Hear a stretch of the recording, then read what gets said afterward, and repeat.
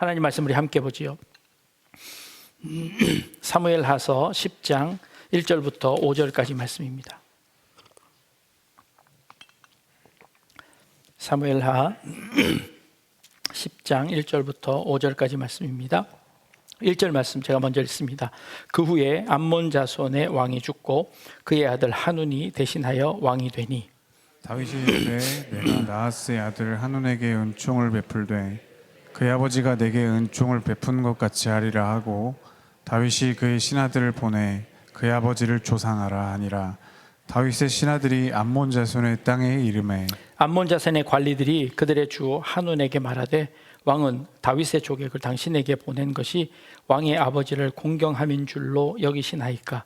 다윗이 그의 신하들을 당신에게 보내 이 성을 엿보고 탐지하여 함락시키고자 함이 아니니까 하니 이에 한운이 다윗의 신하들을 잡아 그들의 수염 절반을 깎고 그들의 의복의 중동 볼기까지 자르고 돌려보내매. 같이 읽겠습니다. 사람들이 이 일을 다윗에게 알리니라. 그 사람들이 크게 부끄러워하므로 왕이 그들을 맞으러 보내 이르기를 너희는 수염이 자라기까지 여리고에서 머물다가 돌아오라 하니라. 아멘. 여러분, 전쟁과 싸움이 언제부터 시작될까요? 총을 쏘기 시작한 때부터일까요? 칼을 들 때부터일까요? 아닙니다. 싸움은 언제나 우리의 마음속에서부터 시작합니다. 누군가가 한 말을 우리는 어떤 의도로 그런 말을 했을까를 고민하면서부터 우리의 마음속에 갈등이 생기고 그 관계에 금이 가기 시작합니다. 사실 때문에 무너지는 것이 아니라 그 사실을 어떻게 해석하느냐에 따라 무너진다는 겁니다. 여러분들 가정에 남편이 좀 늦게 들어왔을 때 왜 이렇게 늦게 왔어? 라고 이야기하면 이거는 걱정일까요? 의심일까요? 네, 걱정이 될 수도 있고 의심이 될 수도 있습니다. 말투에 따라 달라지겠죠. 또는 그 말을 내가 어떻게 해석하느냐에 따라 달라질 수 있습니다. 교회에서도 이런 말들이 오해되는 말들이 참 많기도 합니다. 어떤 일들을 말씀하실 때, 어려운 일들을 말씀하실 때 기도하겠습니다. 사실은 이게 제가 제일 찔리는 말씀입니다. 기도하겠습니다 하고 잊어버리거나 바빠서 기도하지 않을 때가 가끔 있음을 솔직히 말씀을 드립니다. 그래서 들을 때마다 바로 기도하려고 노력합니다. 사랑일 수 있고 형식일 수도 있습니다. 문제는 말이 아니라 그 말을 하는 마음이지요. 사람들은 저렇게 말했지만 저 진심일까 아닐까라고 이제 오해합니다. 우리는 어떤 사람들의 선의를 의심할 때가 참 많습니다. 호의는 쉽게 오해되기도 합니다. 오늘 우리가 읽은 본문 말씀에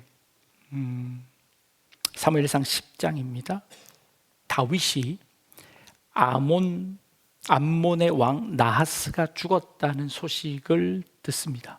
그리고 신하들에게 조문을 보내라고 합니다. 내가 나하스의 아들 한운에게 은총을 베풀되 그의 아버지가 내게 은총을 베푼 것 같이 하리라 라고 말합니다.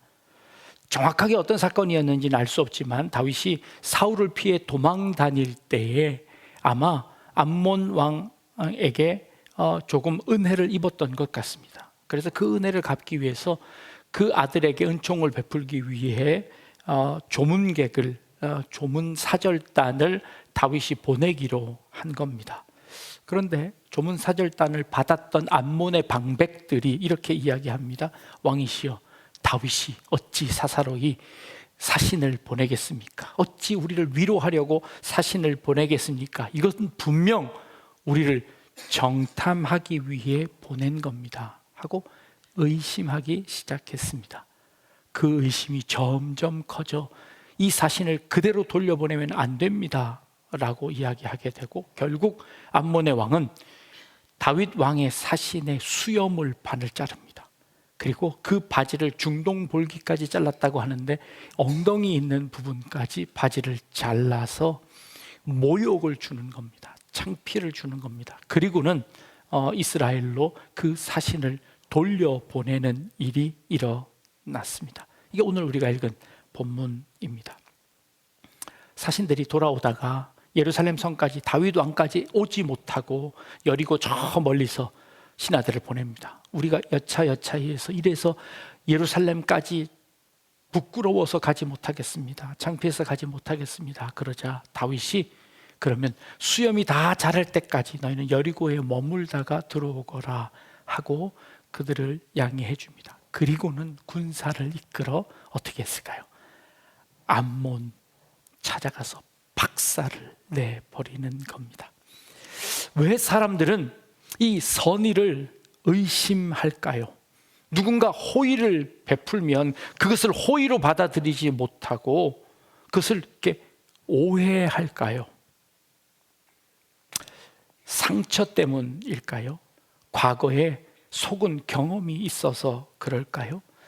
믿었다가 큰 코 다친 적이 있어서 그럴 수 있습니다. 내가 그렇게 믿었는데 그 믿는 사람을 통해서 실망할 때가 참 많습니다. 기대했는데 배신을 경험합니다. 그럴 때마다 우리는 내가 또 당하면 안 되지, 이번에는 조심해야지. 그 상처가 우리를 이렇게 철갑으로 두르게 합니다. 그런데 내가 상처를 덜 받을 수 있지만 그러나 내가 그 속에 갇히고 맙니다. 그 속에서 헤어나올 수 없게 되고 맙니다. 암몬의 방백들도 아마 그랬을 겁니다. 강대국 사이에서 이용당했던 적이 있었을 겁니다. 다윗의 조문이 위로가 아니라 계산적이고 정탐이라고 생각할 수 있습니다. 과거의 그림자가 현재를 덮어버렸습니다. 네, 과거의 상처가 의심하게 만들 수 있습니다. 또 어떤 이유가 있을까요? 우리가 약하다고 생각할 때, 내 자신이 연약하다고 생각할 때 불안하면 의심합니다. 나의 지금의 위치가 흔들린다고 생각할 때, 상대방의 행동이 조금이라도 위협적이면 그를 향하여 우리의 마음을 닫습니다. 어쩌면 암몬은 다윗보다 약한 나라였습니다. 강대국의 작은 움직임에도 침략의 신호로 느낄 수 있을 겁니다. 그 불안이 이런 일들을 만들어내고 말았습니다. 가정에서도 마찬가지입니다. 교회에서도 마찬가지입니다. 내가 사랑받고 있다는 확신이 없으면 상대방의 말 한마디가 공격처럼 느껴집니다. 교회에서도 내 자리가 흔들릴까 봐 다른 사람들과 헌신을 가지고도 경쟁하게 됩니다. 이 불안은 선의를 의심하게 만듭니다. 때로는 우리의 자존심이 의심을 만들어냅니다. 내가 혹시 내 주도권을 잃어버리는 것은 아닐까? 저 사람이 더 큰 영향력을 가지는 것은 아닐까라고 생각해 먼저 공격하고 먼저 거리를 두거나 혹은 차단해 버리기도 합니다. 결과는 무엇입니까? 자존심은 지켰을지 모르지만 평화를 잃어버렸습니다. 힘은 지켰을지 모르지만 나라를 잃게 되는 겁니다. 어쩌면 이게 인간의 본능인지도 모르겠습니다. 이걸 극복해내는 것은 결코 쉬운 일은 아닐 겁니다. 그래서 우리는 은혜와 복음이 우리에게 필요합니다. 복음은 우리의 그 깊은 상처를 치유할 수 있습니다. 하나님은 우리에게 이렇게 말씀하십니다. 나의 영원한 사랑으로 너를 끝까지 사랑하겠다고 말씀하십니다.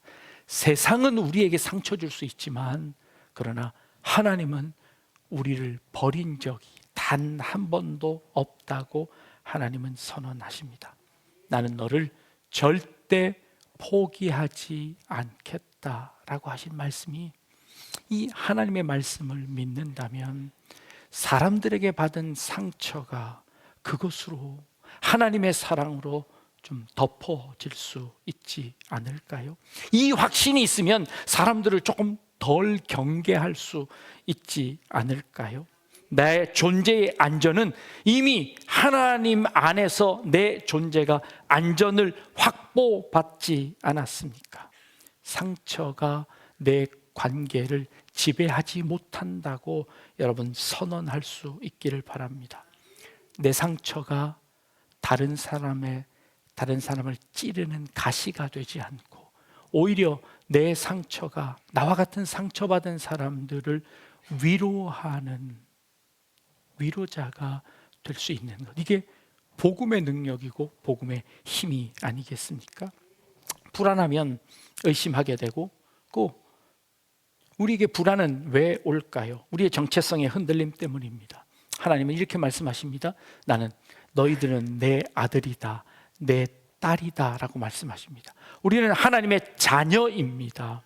내 가치는 사람의 평가로 결정되지 아니하고 내 자리는 경쟁으로 확보하는 것이 아니라 우리는 이미 하나님의 자녀임을 하나님이 선포하십니다. 이 확신이 있다면, 이 확신이 우리에게 확실하게 있다면 우리는 타인과 헌신의 경쟁을 통해서 우리의 불안을 줄이려고 시도하지 않아도 됩니다. 의심하지 않아도 된다고 말씀하시는 겁니다. 우리는 힘을 잃을까 두려워 의심합니다. 먼저 방어하고 먼저 공격합니다. 근데 성경은 이렇게 말합니다. 오히려 원수를 갚지 말아라 라고 말합니다. 원수를 사랑하라고 말합니다. 내가 나를 지키면 우리는 쓰러집니다. 나는 나를 지킬 수 없습니다. 그러나 하나님은 나를 지키십니다. 하나님이 나를 지키시면 어느 누구도 나를 넘어뜨릴 수 없음을 고백하는 것, 이거 신앙이고 믿음입니다. 그걸 믿는다면 우리의 불안을, 우리의 집착을, 우리의 의심을 좀 내려놓을 수 있지 않을까요? 그런데 우리의 모습을 봅니다. 암몬을 비난하지만 우리의 모습 속에 그런 암몬의 모습이 우리 가운데 있음을 고백합니다. 누가 우리를 칭찬하면 어떻게 하면 됩니까? 감사합니다 하면 됩니다. 근데 왜 갑자기 나한테 칭찬을? 이런 생각을 하게 되면 뭔가 나한테 부탁하려고 미리 수쓰는 거 아닐까라고 우리는 의심합니다. 누가 나를 도와주면 뭐라고 하면 됩니까? 고맙다고 하면 됩니다. 나중에 뭘 요구하려고 하는 거지? 내가 이거 괜히 빚지는 느낌이 드는데 내가 왜 그 사람의 선의를 받아야 할까? 라고 의심하기 시작합니다. 호의를 그대로 받지 못합니다. 먼저 해석하고 그 해석은 대부분 부정적으로 해석합니다. 어떤 분들이 위로하려고 참 힘들어 보입니다 라고 하면 이게 내가 뭔가 잘못했거나 부족하다고 느끼는 것은 아닐까라고 스스로 자책하기도 합니다. 또 반면에 누가 열심히 교회에서 봉사하면 참 은혜 받아서 보기 좋다라고 하면 되지, 왜 저렇게 나서지? 라고 이제 비꼬기 시작합니다. 이게 우리의 마음속에 들어와 있습니다. 누군가 좋은 아이디어를 내면 참 좋은 생각입니다 라고 칭찬하면 되는데 또 자기의 영향력을 키우려고 또 저러는구나 라고 생각합니다. 정치도 뉴스도 인간관계도 사실보다 해석이 먼저 앞서 망치는 경우가 참 많습니다. 요즘 사회에서 어떤 말을 하면 이미 진영으로 나누어져 버렸습니다. 그래서 그 말의 의도를 생각하기보다, 아니 그 말의 참 의미를 그 액면 그대로 받아들이지 못하고 진영 논리로 이미 선을 그어버립니다. 너는 그쪽, 나는 이쪽. 그의 말을 하나도 들으려고 하지 않습니다. 그 논리를 이해하려고 하지 않습니다. 그렇게 함으로 신뢰가 무너지는 공동체가 되어집니다. 우리 교회는, 우리 공동체는, 여러분들의 가정은 그 믿음이, 그 신뢰가 하나님의 복음 위에 서 있는 그런 공동체가 될 수 있기를 주님의 이름으로 축복합니다. 신뢰는 하루아침에 쌓이지 않습니다. 신뢰는 의식적인 선택을 통해서만 가능하게 됩니다. 어떻게 하면 신뢰를 세울 수 있을까요? 쉬운 방법부터 한번 생각해 봅시다. 먼저 여러분, 먼저 선택하지 말고 일단 좀 보류해 보면 어떨까요? 상대방의 말을 선의로 해석하기 전에 일단 판단을 좀 보류하면 어떨까요? 너무 쉽게 상대방을 판단하지 말고, 정죄하지 말고 그 말을 그냥 있는 그대로 받아들이고 그 결과가 어떻게 되는지를 좀 기다려 보면 되지 않을까요? 무조건 속아주라는 말이 아닙니다. 적어도 오해하지는 말자는 겁니다.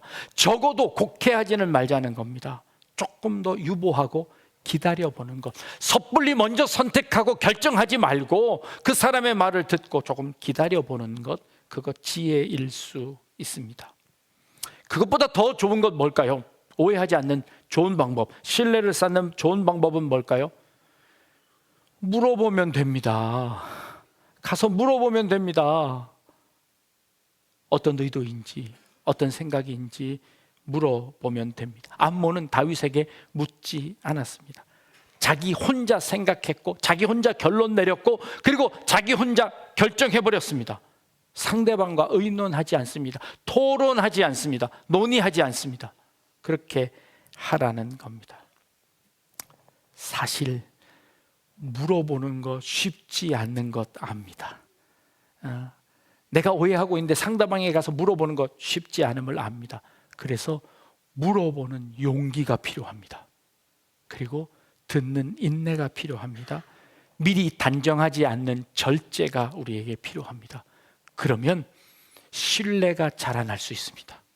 그래서 우리 그렇게 선택하겠다고 다짐해야만 가능합니다.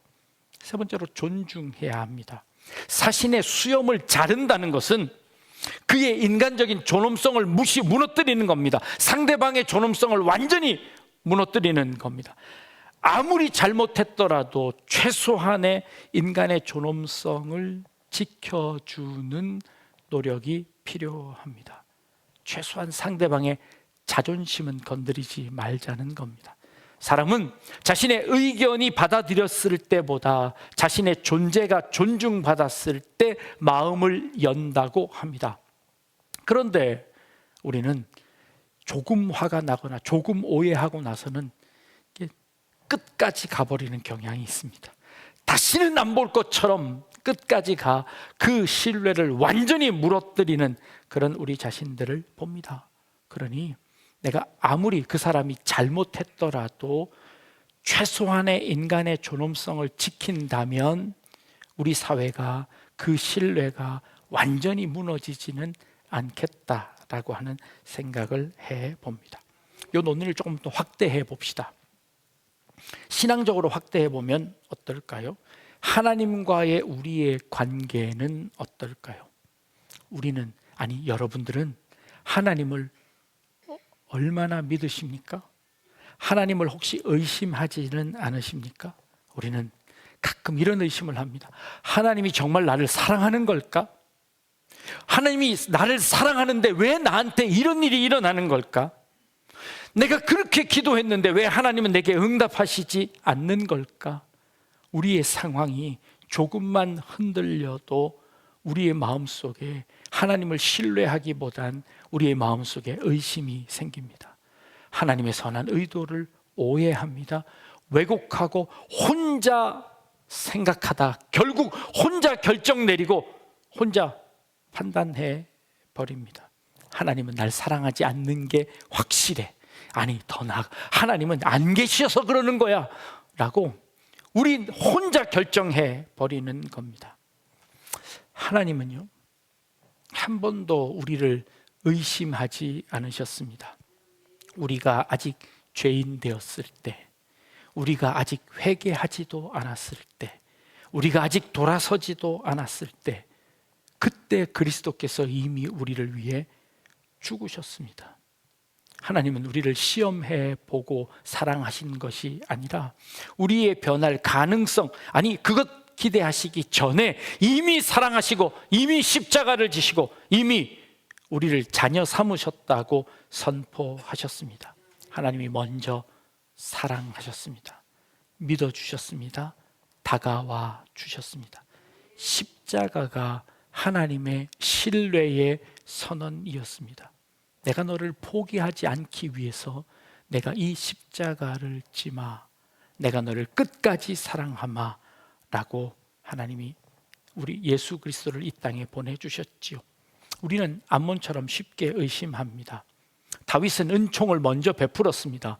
그런데 그 은총의 그 호의가 왜곡되자 다윗은 군대를 일으킵니다.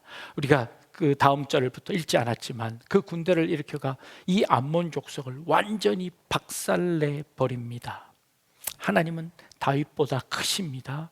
그리고 주님은 그 오해 가운데 어떻게 대처하셨는지 우리는 너무나 잘 압니다. 십자가를 지십니다. 예수님이 먼저 사랑하셨음에도 불구하고 그 사랑을 오해하는 유대인들에게 예수님은 십자가를 지시며 말씀하십니다. 그 십자가를 향하여 유대인들은 이렇게 이야기합니다. 네가 진짜 하나님의 아들이냐? 그러면 거기서 내려와서 너도 구원하고 우리도 한번 구원해봐라 라고 예수님을 향하여 비난하고 모욕합니다. 수염을 자를 뿐만 아니 그걸 더 넘어가 목숨을 빼앗습니다. 예수님의 옷을 다 빼앗아 갑니다. 그때 예수님이 하신 말씀이 무엇입니까? 아버지여, 저들의 죄를 사하여 주옵소서. 저들이 알지 못하고 행하나이다. 이게 예수님께서 행하신 대답입니다. 이게 복음입니다. 의심 속에 살아가는 우리들에게 예수님이 이렇게 말씀하시는 겁니다. 저들이 알지 못해서 저러나이다. 저들의 죄를 용서하여 주옵소서. 상처가 나를 지배하지 못하게 하고 불안이 나를 흔들지 못하게 하고 자존심이 우리의 관계를 무너뜨리지 못하게 하는 방법은 오직 그리스도의 이 복음인 줄 믿습니다. 나는 이미 사랑받은 자입니다. 나는 이미 하나님의 자녀입니다. 그리고 나는 복음의 은혜를 입은 자입니다. 그러기에 주님께서 우리에게 보여주신 대로 우리도 우리의 이웃을 의심하거나 그를 신뢰하지 않기보다는 하나님의 사랑으로 먼저 다가갈 수 있는 저와 여러분들이 되었으면 좋겠습니다. 하나님이 나를 이렇게 믿어주셨는데 나는 왜 다른 사람들을 쉽게 의심할까요? 하나님이 나를 이렇게 품어주셨는데 나는 왜 다른 사람들의 수염을 자르고 있는 걸까요? 의심을 멈추고 주님이 나를 믿어주셨듯이 우리도 한번 믿어줍시다. 그러면 우리의 믿음이 어쩌면 그 의도를 바꾸어 낼지도 모르겠습니다. 가정에서, 교회에서, 사회에서 작은 오해가 전쟁과 싸움으로 번져갑니다. 의심은 사회를 무너뜨립니다. 신뢰와 믿음이 이 사회를 세워 나갑니다. 혹시 지금 여러분들 마음속에 의심 가는 사람이 있습니까? 옆에 사람 한번 보십시오. 저 사람이 지금 나를 어떻게 생각하고 있는지 의심 가시는 분이 있습니까? 한 걸음 다가가서 먼저 물어보시고 그리고 듣고 이해하려고 한번 해보십시오. 의심을 넘어 신뢰로, 오해를 넘어 화해로, 전쟁을 넘어 평화로 가는 그런 하나님의 나라, 하나님의 공동체, 하나님의 교회를 만들어갈 수 있는 저와 여러분들 되실 수 있기를 주님의 이름으로 축복합니다. 기도하겠습니다.